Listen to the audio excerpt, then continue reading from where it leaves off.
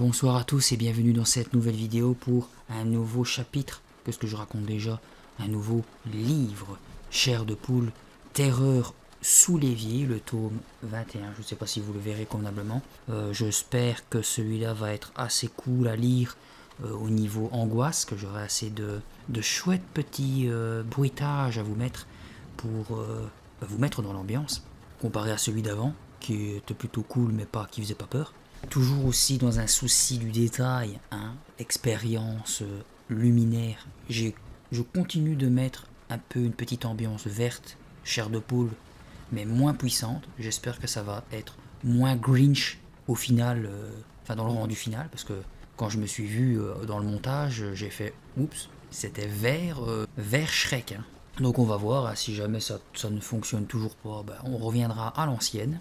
Alors, comme j'aime bien le dire, j'aime les nouvelles lectures car je n'ai pas de résumé à faire. Je voulais savoir si, je pense que pour vous ça vous convient le fait de faire des sessions de 2 vidéos par lecture. Comme ça, à chaque fois 1 heure. Par exemple, ici, j'ai regardé le Chair de poule. Ici, il y a plus ou moins 29 ou 30 chapitres. Et je dirais 29 pour 120 pages. Donc, je vais lire les 60 premières pages qui vont jusqu'au chapitre 12. Je vais lire les 12 premiers chapitres et après, je pense que ça fait à chaque fois des vidéos d'1 heure. Donc, voilà quoi.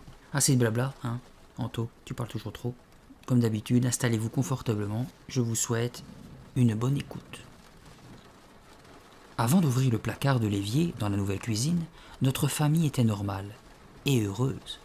Je peux même dire que nous avions de la chance. Mais cette chance disparut brusquement lorsque mon frère et moi sortîmes une étrange créature de sa cachette obscure. Cette histoire triste et effrayante commença un mercredi d'hiver, le jour du déménagement.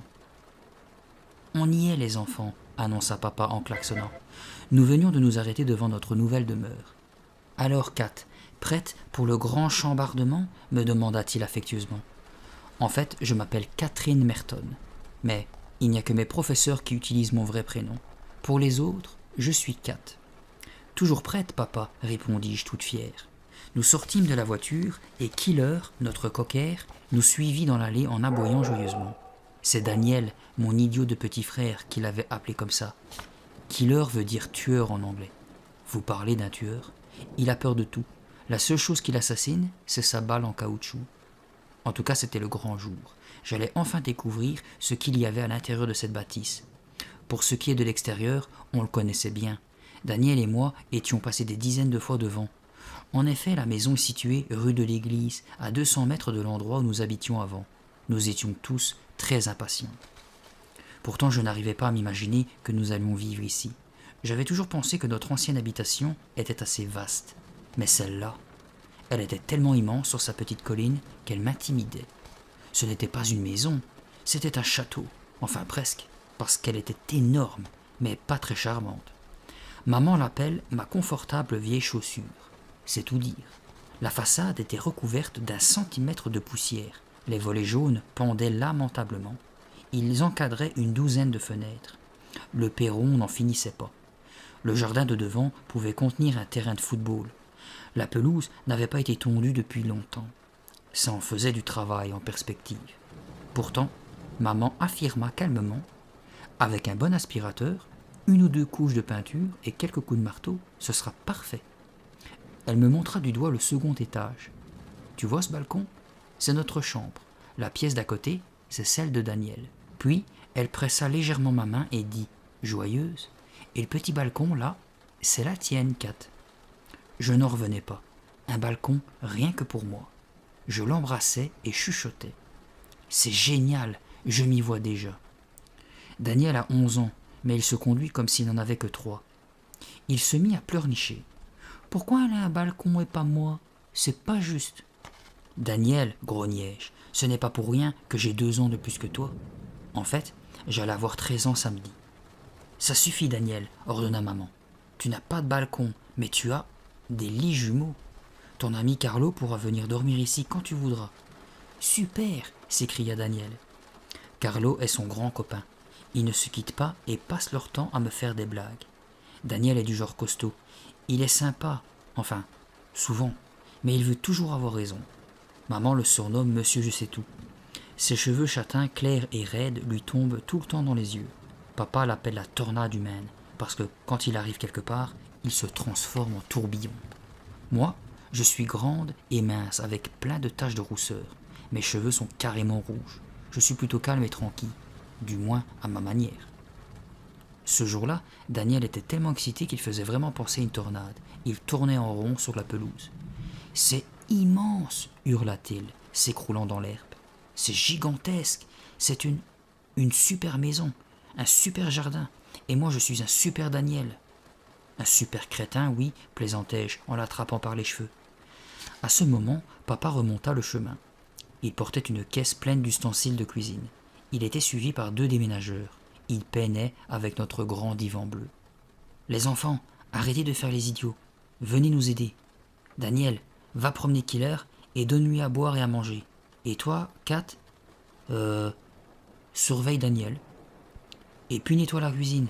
Ta mère veut ranger la vaisselle tout de suite. » « D'accord, lançai-je, heureuse. Daniel haussa les épaules en guise de réponse et finit par grommeler. J'y vais, j'y vais. Il file autour de la maison pour récupérer Killer qui gambadait sur la route. Dès qu'il eut disparu de l'autre côté, j'entrai dans la cuisine. Des placards, il y en avait sur tous les murs. Partout. Je soupirais. Et saisis le carton marqué nettoyage. J'en sortis un torchon et une bouteille de produits d'entretien. Je me mis au travail. Une giclée, un coup de torchon, une giclée, un coup de torchon. Il y en avait pour des heures, tellement c'était sale. Une fois le premier placard terminé, je me reculai pour admirer mon œuvre. Puis, je me mis à genoux pour attaquer celui qui était sous l'évier. C'est alors que j'entendis un grincement. Il ressembla à celui d'une vieille marche en bois sur laquelle on pèse de tout son poids. Je m'arrêtai net. Mon cœur commença à battre plus fort. Qu'est-ce que ça pouvait bien être ? J'ouvris lentement, puis un peu plus. Je scrutai l'obscurité. Il y eut encore le même bruit. Le sang martelait mes tempes. J'avais chaud et froid en même temps. Encore quelques centimètres. Soudain, quelque chose m'attrapa la main. C'était une horrible pince de homard. Elle était géante, noire et poilue. Elle ne me lâchait pas. Je n'avais qu'une solution, hurler. « Tu es malade, tu m'as fait mourir de peur !» criai-je en donnant un grand coup de poing sur l'épaule de mon frère.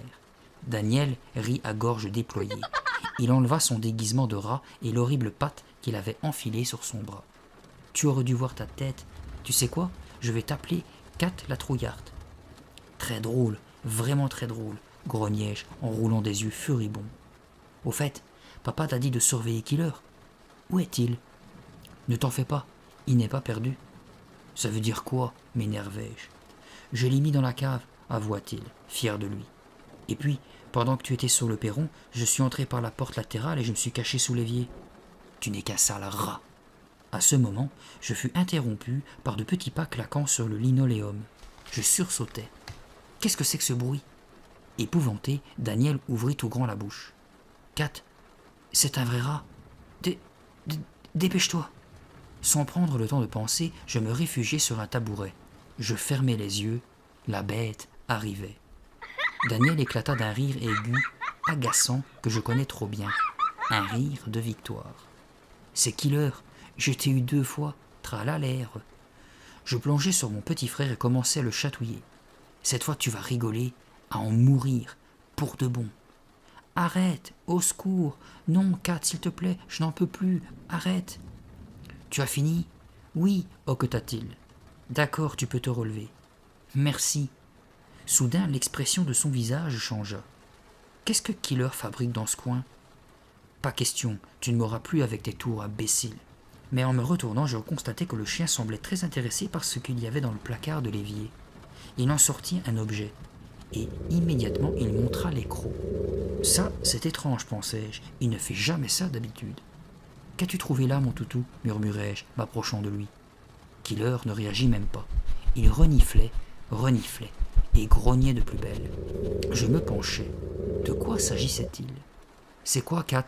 Intervint Daniel, peu rassuré. Une sorte de vieille éponge. Elle semblait ordinaire, ronde, marron. Elle était à peine plus grosse qu'un œuf. Mais elle rendait Killer très nerveux.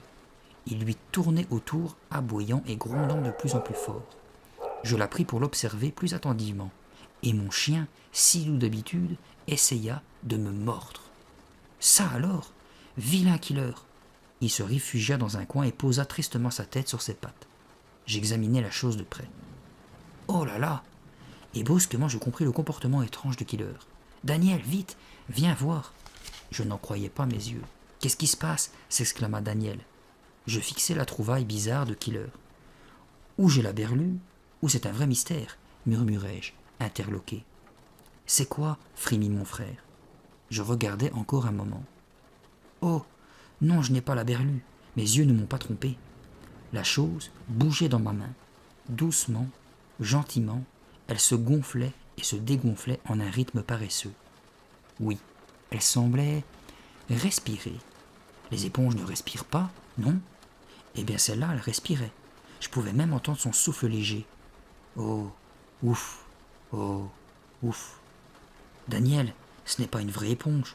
Je crois que c'est un être vivant, balbutiai-je. Dégoûté, je l'envoyai par terre. Je dois reconnaître que j'avais vraiment peur. Mon frère mit ses 2 poings sur les hanches.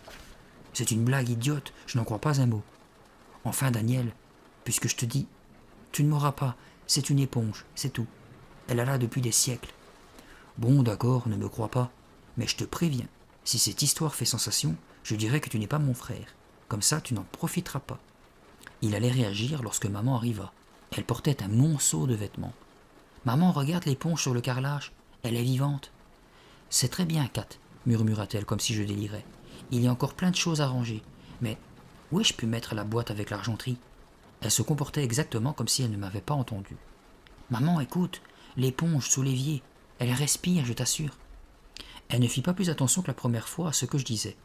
Elle se dirigea vers la porte vitrée et sortit dans l'arrière-cour. Daniel, maman, tout le monde s'en moquait.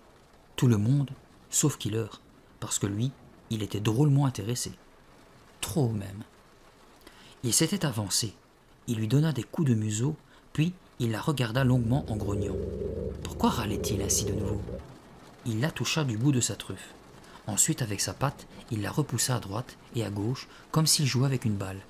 De temps à autre, il me jetait un coup d'œil et prenait une expression intriguée. Soudain, il écarta ses mâchoires et la mordit à pleines dents.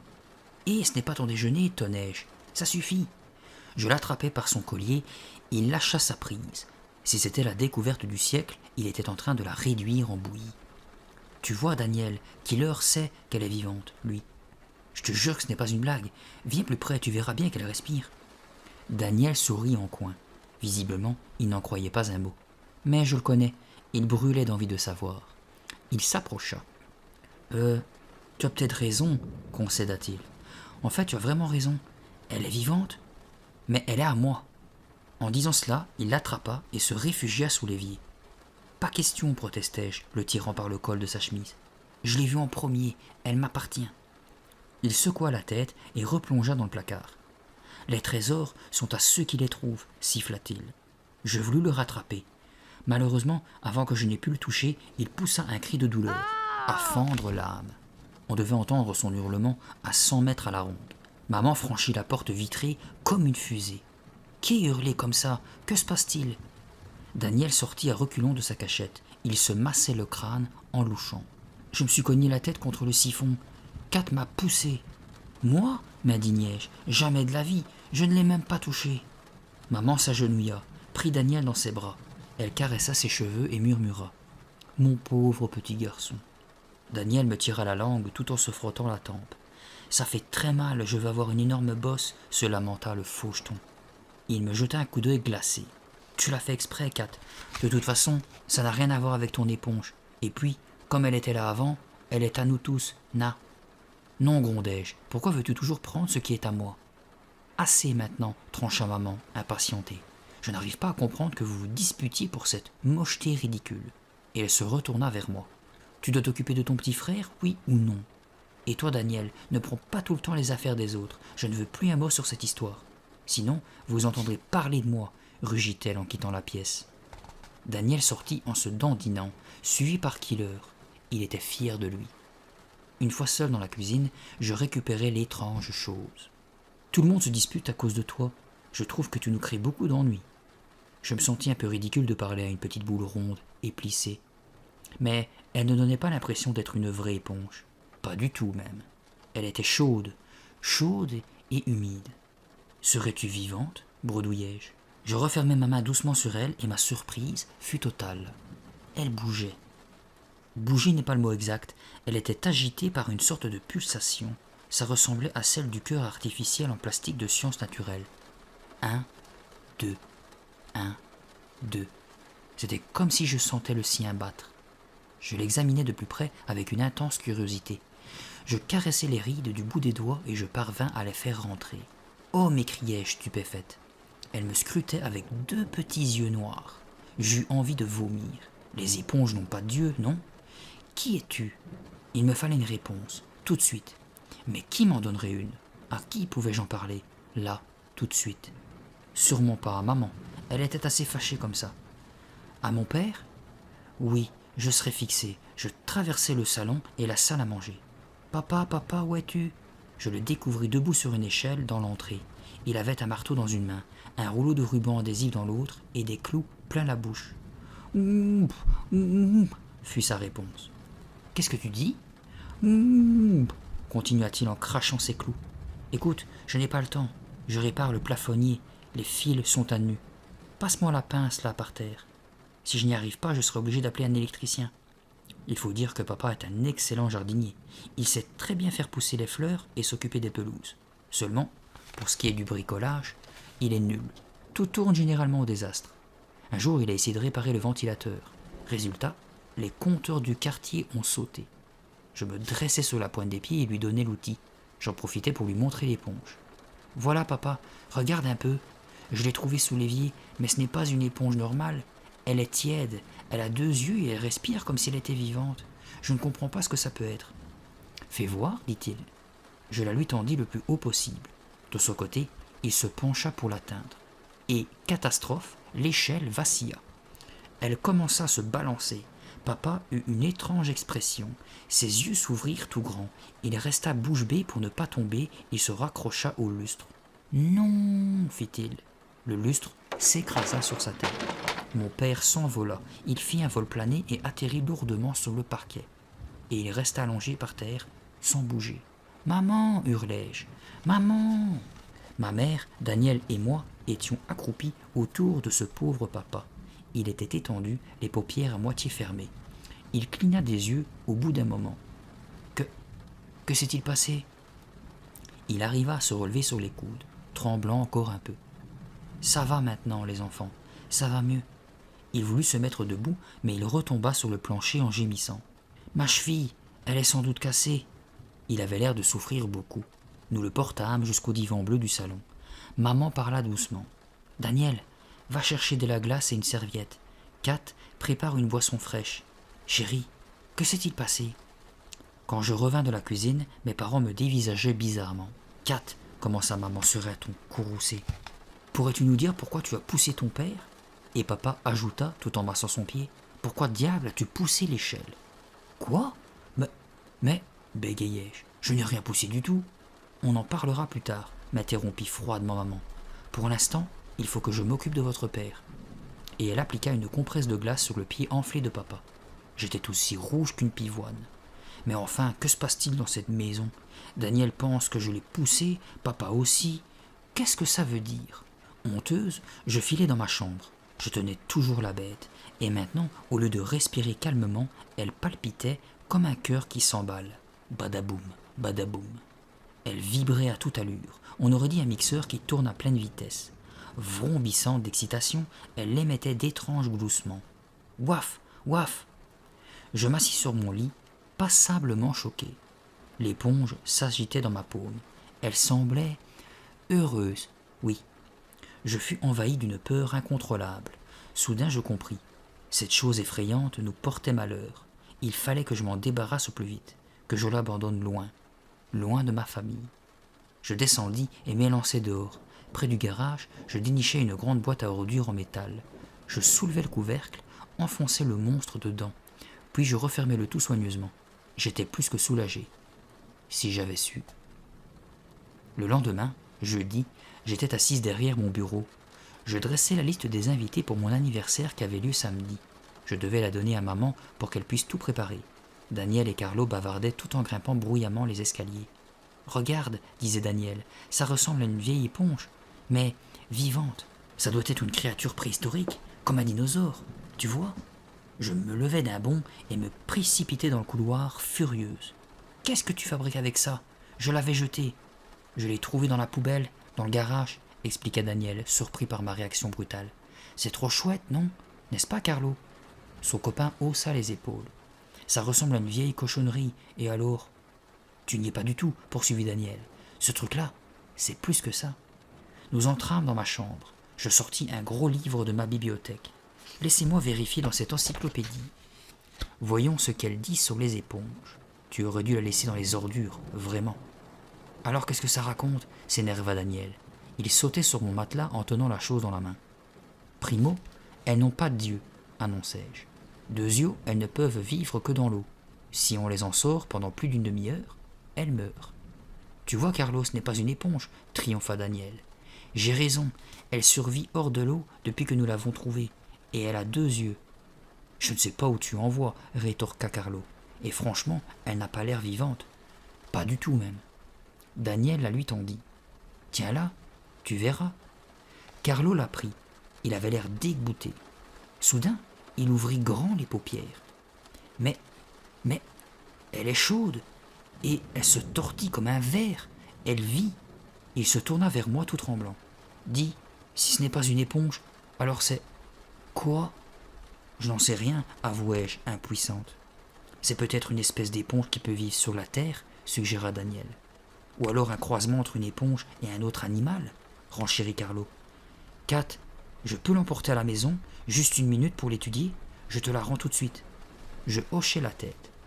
Pas question, je la garde jusqu'à ce que je sache exactement ce que c'est. Mais il fallait que je trouve dans quoi la mettre. Je dénichai une boîte marquée « Délices ». Elle sentait vaguement la salade de pommes de terre que j'emportais souvent au collège. J'y perçai quelques trous avec une paire de ciseaux.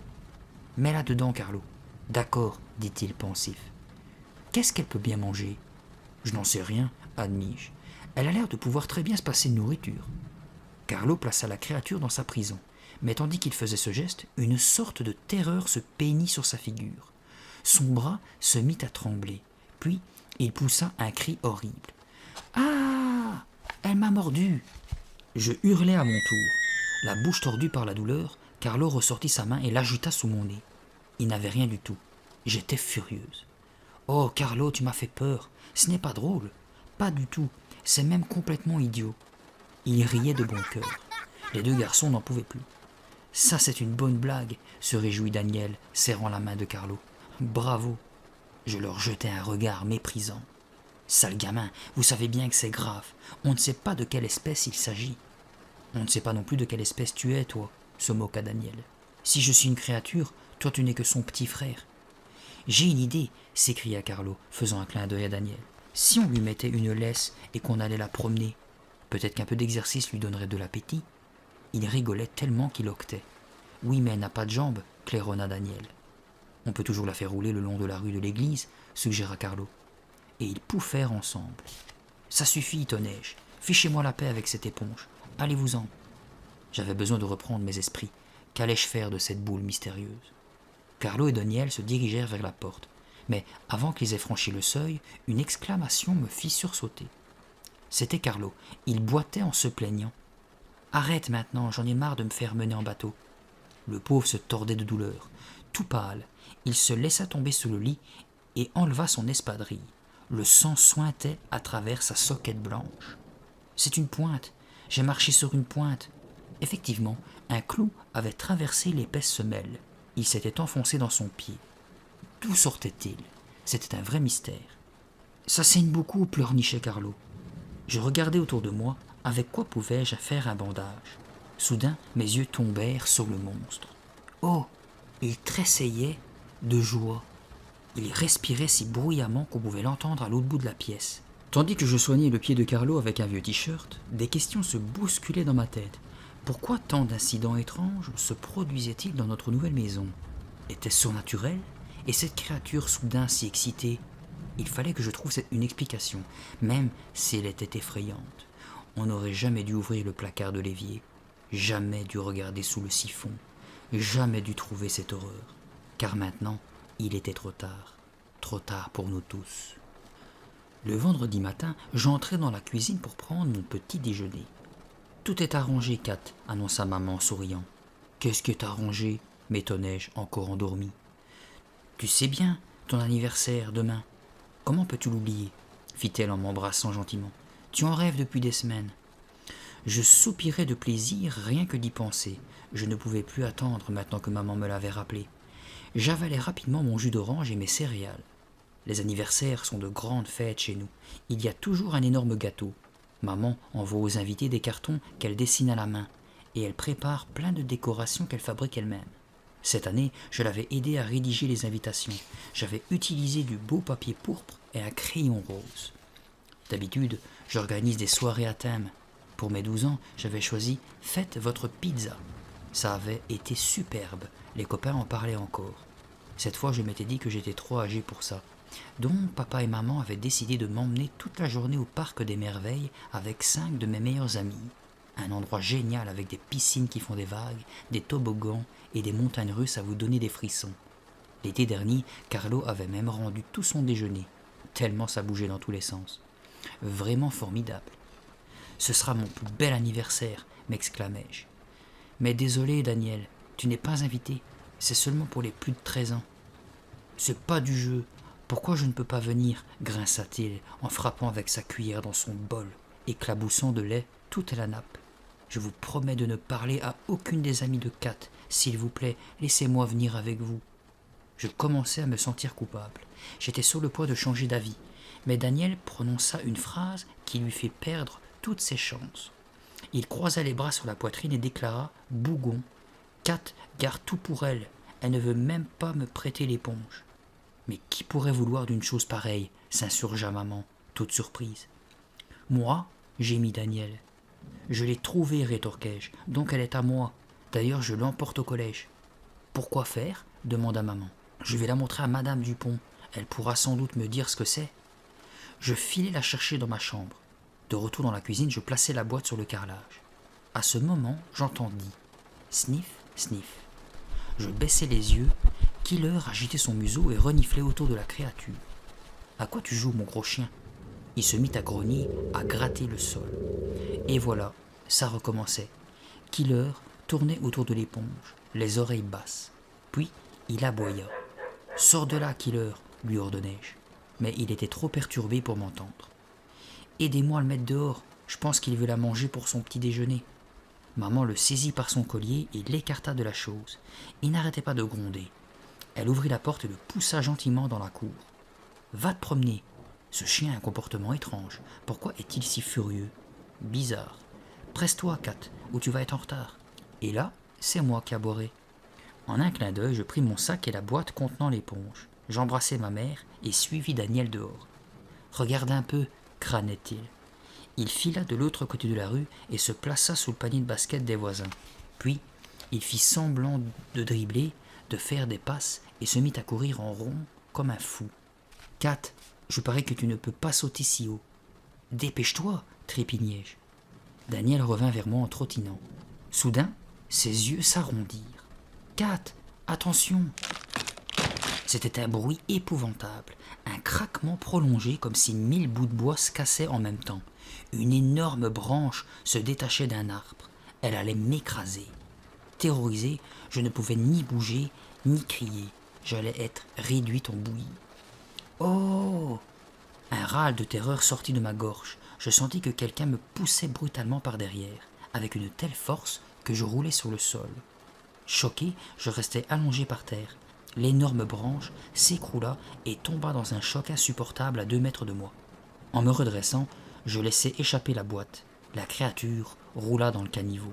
« Je t'ai sauvé la vie » criait Daniel. « Tu me dois une fière chandelle. » Je l'entendais à peine. J'avais les yeux rivés sur l'éponge. Elle respirait plus fort que jamais. Oh ouf, oh ouf. Elle était excitée comme une puce. Son cœur battait à se rompre. Oui, elle sautillait de satisfaction. Quel mystère! Que cette branche ait failli me tuer semblait la rendre hystérique. Cet accident lui faisait plaisir. Elle était heureuse. Madame Dupont est mon professeur de français. C'est ce qu'on peut appeler un cerveau. Elle connaît presque tout sur tout. Elle est très gentille. Elle nous emmène faire des voyages et de grandes excursions. À la fête d'Halloween, elle nous avait fait visiter un vieux théâtre hanté, dans lequel, paraît-il, les acteurs défunts réapparaissaient comme des fantômes. Mais elle est aussi très sévère. Si l'un d'entre nous fait des bêtises ou bavarde, elle lui donne des devoirs supplémentaires. Ah oui, elle a un terrible défaut. Elle n'a aucun sens de l'humour et ne sourit presque jamais. Enfin, elle est quand même très sympa. Après le cours, je me précipitai vers elle. « Regardez, j'ai quelque chose à vous montrer. » J'étais si pressé que j'en balbutiais. Je l'ai trouvée sous l'évier, dans notre nouvelle maison. Depuis, nous n'avons que des ennuis. Quand Daniel a voulu la prendre dans sa main, il s'est cogné la tête. Et mon père pense que je l'ai poussée. Et... Calme-toi, dit-elle, exaspérée, m'examinant à travers ses lunettes épaisses. Répète posément ton histoire depuis le début. Je pris ma respiration et racontai tout, du déménagement jusqu'à la branche de ce matin. Et tu prétends qu'elle palpite et respire, s'étonna-t-elle en me fixant. Oui, c'est ça. Fais-moi voir, s'il te plaît. Je lui tendis la boîte. Elle hésita un peu et sortit la créature. Ah, ça alors, fis-je toute déçue. La chose était sèche et toute ridée. Elle ne palpitait plus, ne respirait plus. Madame Dupont fronça les sourcils. C'est une éponge tout à fait ordinaire, une éponge très sale même. Pas du tout, protestai-je d'une voix aiguë, tellement je voulais qu'elle me croie. C'est beaucoup plus que ça. Elle est vivante. Elle a des yeux. Regardez plus près. Bon, d'accord, céda-t-elle en soupirant. Elle se pencha et passa le bout de ses doigts sur la peau ridée. Où veux-tu en venir fit-elle par demander d'un ton agacé. Cette chose n'a pas de Dieu. Elle est inerte. Ce n'est qu'une éponge usée, c'est tout. Elle n'était vraiment pas contente. Si c'est une blague, Catherine, je ne la trouve pas drôle, tu sais. Mais, pas un mot de plus, coupa-t-elle en levant la main. Elle me rendit l'éponge comme si c'était un objet sans importance. J'étais si triste que mon cœur se serra. Que pouvais-je bien trouver d'autre pour la convaincre? Mes sombres pensées furent brusquement interrompues par sa voix sèche. Ça suffit maintenant, j'ai des copies à corriger. Il s'agissait de la dictée que l'on venait de faire. Ce texte, avec plein de mots compliqués, s'était transformé en désastre. La classe entière avait souffert. Madame Dupont mit les feuilles dans le tiroir du bureau, puis elle le referma brutalement et poussa un hurlement. « Mes doigts, je me suis cassé les doigts !» Grimaçant de douleur, elle se retourna vers moi. « Aide-moi, Catherine !» J'ouvris la porte et nous nous précipitâmes jusqu'à l'infirmerie. « Que s'est-il passé ?» s'alarma l'infirmière quand elle nous vit arriver. Madame Dupont prit place dans un grand fauteuil. « J'ai mal !» se plaignit-elle, tendant ses phalanges rougies et tout enflées. « Ne vous inquiétez pas !» la rassura l'infirmière. « Je vais mettre de la glace dessus. »« Merci bien !» soupira Madame Dupont. « Merci à toi aussi, Catherine, tu m'as beaucoup aidée. » Je l'avais aidée, moi? Pas vraiment. Partout où je passais, quelqu'un se faisait mal. Bizarre, non? Comme une pauvre malheureuse, je retournai récupérer mes affaires. Au moment où j'arrivais près de ma classe, j'entendis quelqu'un m'appeler. « Kat! Kat !» C'était Daniel. Il sortait essoufflé de la bibliothèque. Il se prit les pieds dans ses lacets défaits. « Ça y est, j'ai trouvé ce que c'est. » J'attrapai Daniel par le col de sa chemise. « Alors, dis-moi, il faut que je sache tout de suite. »« Du calme, fit-il en me repoussant. Je vais te montrer. Il y a un dessin dedans. »« Mais dans quoi ?» Daniel surveilla les alentours pour vérifier que personne ne nous espionnait. Il souleva sa chemise et sortit un gros livre noir. Il me le plaça sous le nez. Il était vieux, poussiéreux et sentait le moisi. Il avait dû rester longtemps sur l'étagère, des années peut-être, sans qu'on le consulte. Je lus rapidement le titre. « Encyclopédie du mystère. Il y a ton portrait ?» blaguai-je. « Ah ah, très drôle. Tu veux la voir, oui ou non, cette éponge ?» Évidemment que je veux la voir. Daniel tourna rapidement les pages, murmurant pour lui-même. Graisse d'ogre, gredin, griffe. Ah voilà. Daniel désigna un dessin sur la page 89, et que vis-je? Une peau ridée, des yeux noirs. Ça ressemble vraiment à notre éponge, tu sais. Et je lus le texte placé sous l'illustration. Voici un groll. Un groll? Qu'est-ce que ça peut bien être? Jamais entendu parler. Je poursuivis. Le groll est une créature ancienne et mythique. Mais si elle est mythique, remarquai-je, ça veut dire que ce n'est pas réel, pas vivant. Pourtant cette chose l'est. Alors, je n'y comprends rien. Continue, ordonna Daniel. Le groll ne mange pas et il ne boit rien. Son énergie provient de la chance, ou plutôt de la malchance. Je frissonnais. C'est étrange, vraiment étrange. Il hocha la tête, il était drôlement intrigué. Le Groll est réputé pour les mauvais sorts qu'il jette et qui portent malheur. Il devient plus fort chaque fois qu'il arrive quelque chose d'horrible autour de lui. C'est fou, murmurai-je. Le charme maléfique du Groll ne s'arrête jamais. Le Groll ne peut pas être tué, ni par la force, ni par aucun autre moyen violent, et il ne doit jamais être donné ou mis à l'écart. Pourquoi ? La ligne suivante me donna aussitôt la réponse. Un Groll ne peut être transmis à un autre propriétaire que si le précédent est mort. Celui qui veut s'en séparer mourra dans les 24 heures. C'est idiot, complètement idiot, me révoltai-je. Il ne peut pas exister de créatures qui se nourrissent de la malchance. Comment peux-tu le savoir, toi ? Ironisa Daniel. Tous les êtres ont besoin de nourriture et d'eau pour vivre.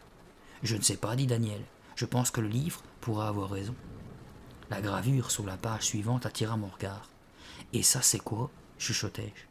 Ça ressemblait à une pomme de terre qui aurait eu une bouche remplie de dents acérées. Je lus la description. Le lynx est un cousin du Groll, mais il est beaucoup plus dangereux. Oh là là, commenta Daniel en se retordant la bouche. Si le lynx s'accroche à quelqu'un, il ne le lâche jamais avant de lui avoir retiré toute son énergie vitale. Ce bouquin est ridicule, dis-je. Cette histoire est complètement débile. Je n'en crois pas un mot. Pourtant tu voulais en savoir plus au sujet de notre éponge, non ? En réagissant ainsi, je n'étais pas chic avec Daniel. Il avait gentiment essayé de m'aider. Mais j'avais besoin de calme, et on se sépara. J'étais tellement sous pression. Nous avions vécu 2 jours épouvantables. Cet accident de papa, puis Madame Dupont se coinçant les doigts, et cette étrange branche qui avait manqué de m'écraser. Tout en retournant dans ma classe, je pensais. Et si ce livre disait vrai ? J'examinais de plus près le Groll. Il était toujours dans son récipient, sur le bureau de Madame Dupont. Il était humide, il respirait, ses pupilles noires me dévisageaient. Je me mis à frissonner. Il me donnait la chair de poule. Les créatures mythiques n'existent pas, lui lançai-je. Je ne vais pas croire ce livre, ce serait trop fort. Le Groll me fixa, haletant doucement. Je saisis la boîte et la secouai furieusement. « Qui es-tu » criai-je. « Qui es-tu » En revenant du collège, je me forçai à penser à autre chose, n'importe quoi d'autre. De son côté, Daniel raconta bien sûr toute l'histoire à Carlo. « Ça s'appelle un Groll, expliqua-t-il, et il porte la poisse. C'est ça, Kat ?»« Je crois que c'est toi qui portes la poisse, grondai-je, et ce livre n'a aucun sens. »« Ah oui, tu n'as pas besoin de livre, tu es tellement maligne que tu sais tout mieux que tout le monde, mieux que l'encyclopédie même. » Daniel se mit à danser en remontant la rue de l'église. « Tiens, maman est dehors. » Et il courut vers elle. Carlo et moi le rattrapâmes vite. Maman nous attendait devant la porte. Son visage crispé exprimait l'angoisse. « Rentrons les enfants. » Nous la suivîmes tous les 3 jusqu'à la cuisine. « J'ai bien peur d'avoir de très mauvaises nouvelles, » commença-t-elle tristement. « Killer s'est enfui, » annonça-t-elle en se mordant les lèvres. « Quoi » criâmes-nous d'une seule voix. « Il est parti en courant, je l'ai cherché partout. »« Mais maman, protestai-je, Killer ne s'est jamais enfoui avant. » « Kat a raison, approuva Daniel. Il est trop heureux. »« Ne vous en faites pas, poursuivit maman. On va le retrouver. J'ai prévenu la police, ils sont déjà à sa recherche. »« C'est moi qui le retrouverai, affirma Daniel. Et bien avant la police. Viens, Carlo. » Il saisit un sac de biscuits pour chien et se rua dehors, suivi par son ami. « Pauvre Killer, me désolai-je, tout seul quelque part perdu. Comme il doit avoir peur. Notre nouvelle maison située si près de la route, et ces voitures qui passent à toute vitesse, qu'allait-il arriver à mon toutou ? Brusquement, j'eus envie de pleurer. Je m'emparai de la boîte contenant l'éponge et je montai les escaliers 4 à 4. Tout ça c'est de ta faute, lui reprochai-je. Après tout, je parais que tu es un Groll. Pendant que je parlais, le monstre se mit à palpiter. Il se secouait si fort qu'il faillit presque tomber de sa prison. Badaboum, badaboum. Il respirait profondément et de plus en plus vite. Je le sortis brutalement. Nous avons eu trop de problèmes, ça va peut-être te faire arrêter. Puis, je le lançai rageusement. Il heurta le mur en faisant flop. C'était dégoûtant.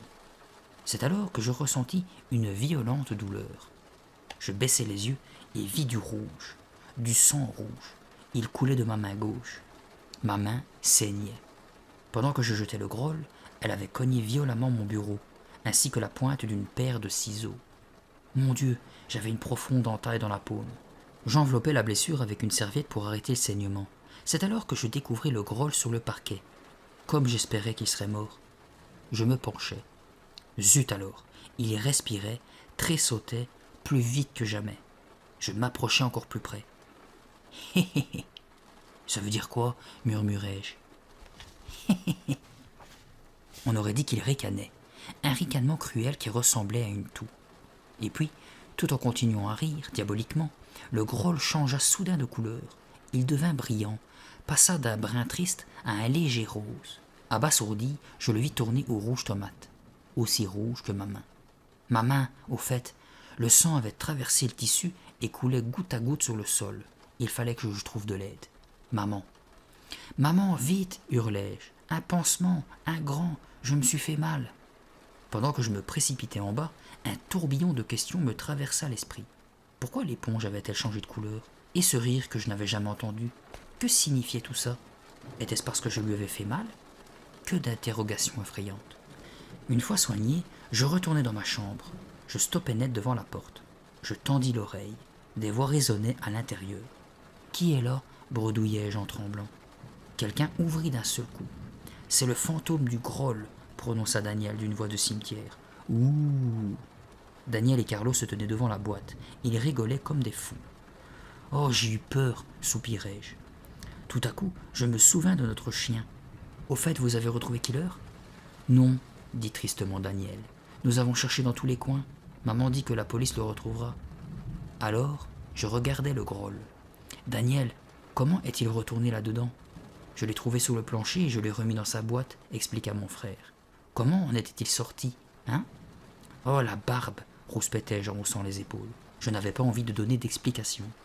Carlo, après avoir examiné le groll de près, aperçut ma main. Qu'est-ce qu'il t'arrive? Oh, rien, juste une petite coupure. Pourquoi restez-vous planté là?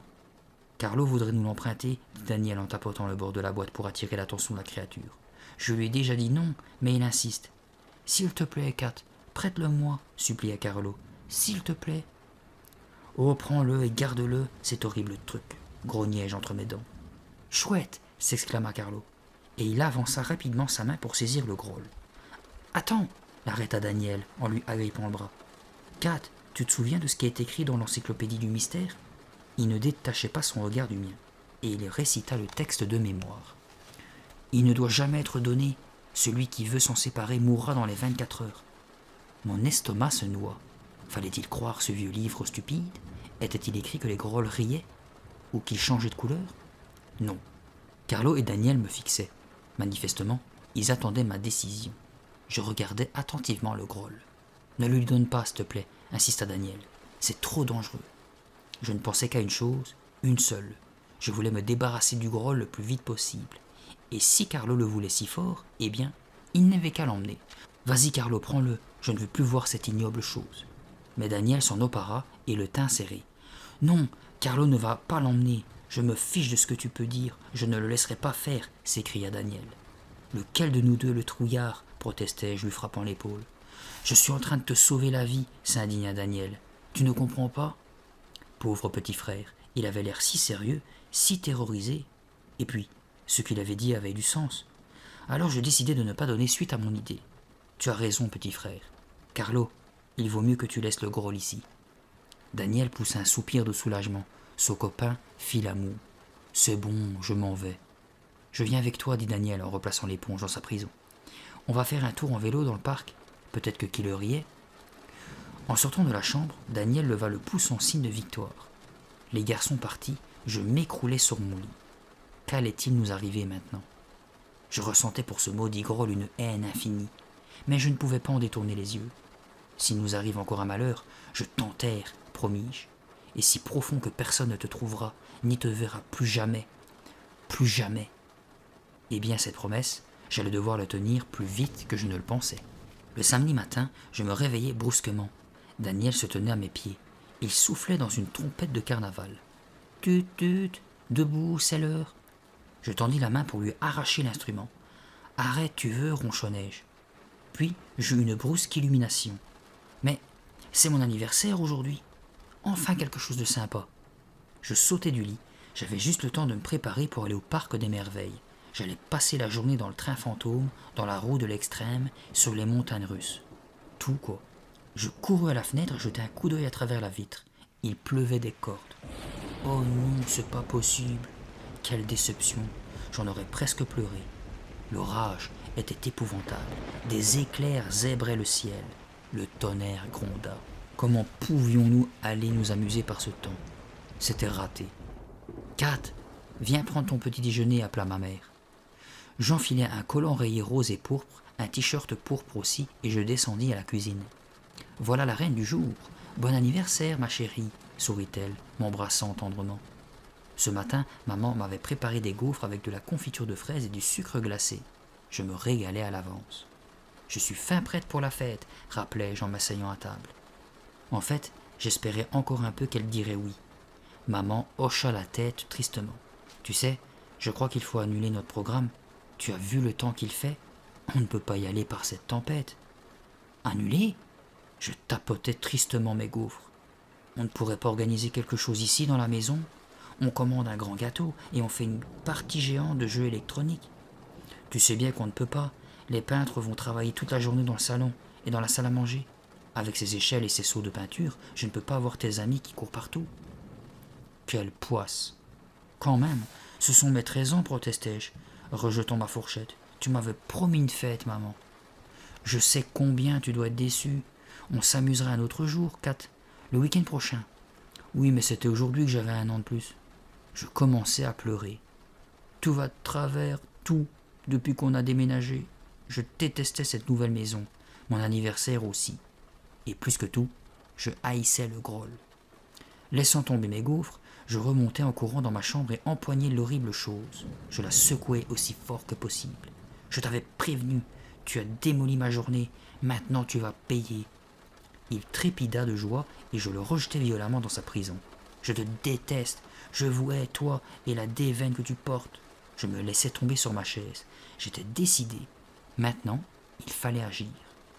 Pas de fête d'anniversaire? Alors plus de groll. Je tiendrai ma promesse, déclarai-je à la créature. Je retirai un cahier du tiroir de mon bureau et commençai à échafauder des plans pour me débarrasser de lui. C'était le début de la soirée. Il ne peut plus, Daniel. Allons-y, dis-je, agité. Le groll vibrait dans sa boîte en plastique. Badaboum, badaboum. Daniel leva les yeux de son écran d'ordinateur. Tout de suite? Attends 1 minute, Kat. Encore un point et je décroche le trésor. C'est important, très important, insistai-je. Daniel se résigna. Tu crois vraiment qu'on doit faire ça? Tu te souviens de ce que disait le livre? Il le faut. Rappelle-toi, c'est de la faute du groll si Killer a disparu. Daniel semblait nerveux et terrorisé. Il engagea la sécurité de son programme et me suivit dans la cour. Il avait plu toute la journée. Maintenant, il faisait presque nuit. Quelques étoiles clignotaient déjà dans le ciel sombre comme du charbon. Tiens, prends le groll, chuchotai-je en plaçant le monstre dans ses mains tremblantes. Je filai au garage, me sentant heureuse pour la première fois depuis 4 jours. Je vais m'en débarrasser, chantonnai-je en moi-même. Je pris la plus grosse pelle que je pus trouver et rejoignis Daniel. Puis je commençai à creuser.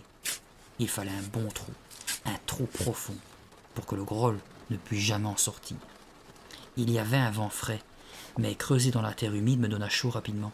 La sueur coula dans mon dos. Curieusement, je n'avais pas peur. J'étais en train de me refaire une existence normale. J'allais arrêter cette déveine permanente. Et si ça signifiait enterrer une éponge vivante, eh bien, tant pis. Ça valait le coup. Je ne verrais plus jamais cette sale bête. La fosse était aussi profonde que toute la longueur de mon bras. Ça suffit, annonçai-je à mon frère. Passe-moi le groll. Daniel s'approcha, silencieux. Le groll ne bougeait pas, ne respirait pas. Il n'était même plus chaud. Il était sec et sans vie, comme une éponge de cuisine ordinaire. Je le jetai dans le fond. Quel plaisir de le voir s'engluer dans la boue. Pelleté après pelleté, je rebouchai consciencieusement sa tombe.